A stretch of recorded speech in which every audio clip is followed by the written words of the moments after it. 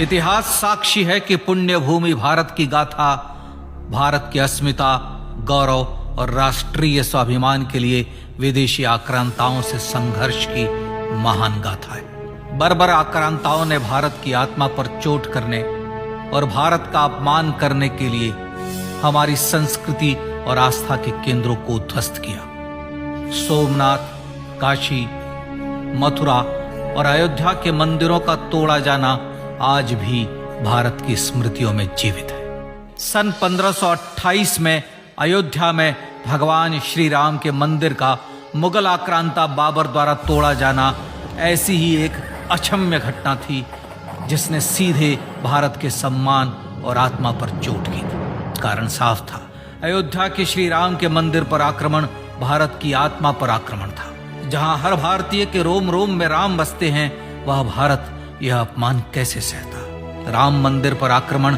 भारत को आहत कर गया था। विदेशी हमलावर अपनी बर्बरता दिखाते गए और भारत अपने आत्मगौरव को फिर से पाने के लिए संघर्ष करता रहा। भारत रामलला के जन्म स्थान पर बाबर के नाम पर बने एक ढांचे को देखता और उसे हटाने का संकल्प लेकर शक्ति संजोया करता। हिंदू समाज आत्मसम्मान के रण में डटा रहा और लगातार हमलावरों द्वारा बनाए गए बाबरी ढांचे को हटाने के लिए लड़ता रहा। सरयू कई बार रक्त से लाल हुई।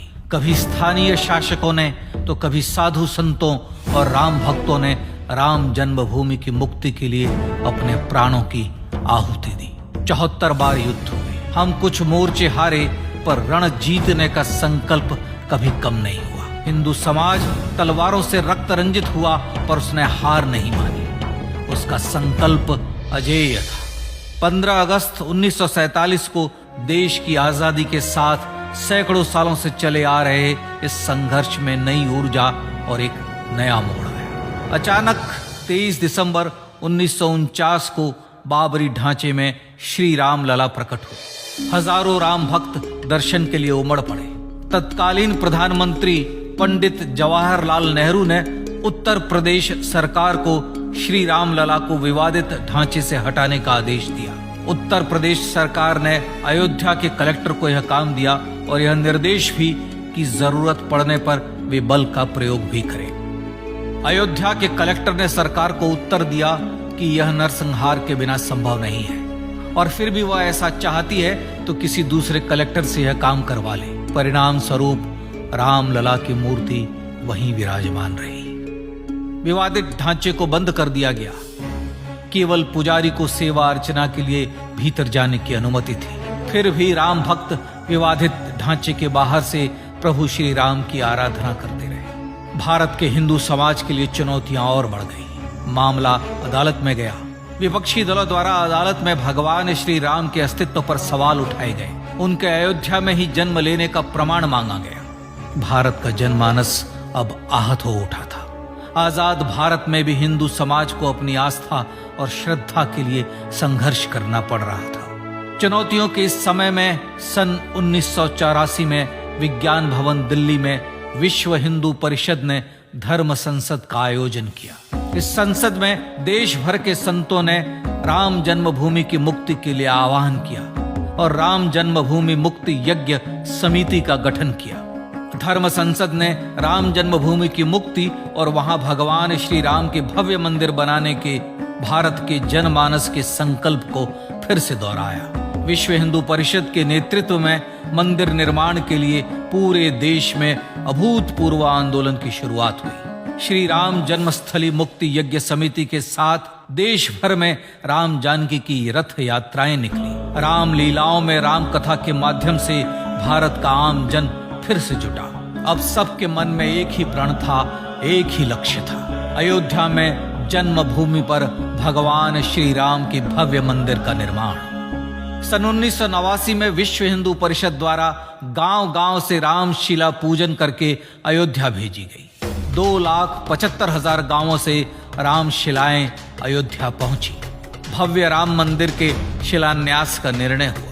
पूज्य संत महात्माओं और हिंदू समाज के अन्य प्रमुख नेताओं के निर्णय के अनुसार अनुसूचित जाति के प्रमुख नेता श्री कामेश्वर चौपाल ने 9 नवंबर 1989 को मंदिर निर्माण का पहला पत्थर रखा। राम जन्मभूमि पर मंदिर निर्माण के लक्ष्य की पूर्ति के लिए सन 1990 में सोमनाथ से अयोध्या के लिए श्री लाल कृष्ण आडवाणी ने रथ यात्रा की शुरुआत की। देश में जन भावनाओं का ज्वार उमड़ने लगा। श्री लाल कृष्ण आडवाणी के रथ यात्रा के साथ साथ मंदिर के लिए जन समर्थन बढ़ने लगा और छद्म सेकुलरवाद बेनकाब होने लगा। इस जन आंदोलन को रोकने की तमाम कोशिशें हुई पर सब व्यर्थ हुई। विश्व हिंदू परिषद ने देशवासियों से अयोध्या में जन्मभूमि पर मंदिर निर्माण के लिए 30 अक्टूबर और 1 नवंबर 1990 को कार सेवा का आह्वान किया। परिणाम स्वरूप लाखों राम भक्त कार सेवा के लिए देश के कोने कोने से अयोध्या आए। इससे देश की एकात्मता का विराट दर्शन हुआ। कार सेवकों को रोकने के लिए उत्तर प्रदेश के तत्कालीन मुख्यमंत्री श्री मुलायम सिंह यादव ने अयोध्या में परिंदे को भी पर न मारने देने की घोषणा की। स्थितियां गंभीर हो गई। अयोध्या से 200 किलोमीटर दूर रेलगाड़ियां रोक दी गई। अयोध्या युद्ध भूमि बना दी गई। मार्ग बंद, रेल बंद, चप्पे चप्पे पर पुलिस। अयोध्या सैनिक छावनी में बदल गई। राम नाम पर ऐसी पाबंदी कि अर्थी ले जा रहे लोगों तक को रोका गया क्योंकि वे राम नाम सत्य कह रहे थे। लेकिन सैकड़ों किलोमीटर की यात्रा कर कार सेवक अयोध्या पहुंचने लगे। राम के गीत गाते, होठों पर हंसी और पांव में छाले लिए राम काज के लिए राम भक्त देश विदेश से अयोध्या पहुंच ही गए। कार सेवकों पर गोलियां चली। अनेक कार सेवक शहीद हुए। आजाद भारत में जन्मभूमि पर राम मंदिर के लिए कार सेवकों ने फिर एक बार अपना बलिदान दिया, पर कार सेवकों ने विवादित ढांचे पर भगवा ठहरा ही दिया और इस तरह कार सेवा सफल हुई। श्री राम जन्मभूमि आंदोलन ने भारत की सुप्त आत्मा को झकझोर कर जगा दिया था। विश्व हिंदू परिषद ने फिर एक बार 6 दिसंबर 1992 को कार सेवा का आह्वान किया। राम भक्तों को कार सेवा करने देने के लिए अदालत में प्रार्थना की गई, पर अदालत ने कोई निर्णय नहीं दिया। परिणाम स्वरूप बौद्ध, जैन, सिख, स्वामीनारायण संप्रदाय, गायत्री परिवार, हर पंथ मत विचार के हिंदू एकत्र हो गए। छूत अछूत का भेद मिटा, जाति की पहचान मिटी। हम सब हिंदू, हम सब सिंधु बन गए। राम सिंधु में ज्वार उठा और देखते ही देखते 6 दिसंबर 1992 को श्री राम जन्मभूमि से बाबरी ढांचा सदा के लिए हट गया।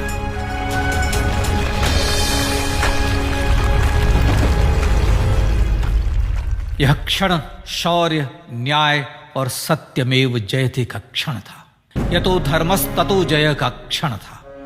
पर संघर्ष की गाथा यहां जाकर भी नहीं रुकी।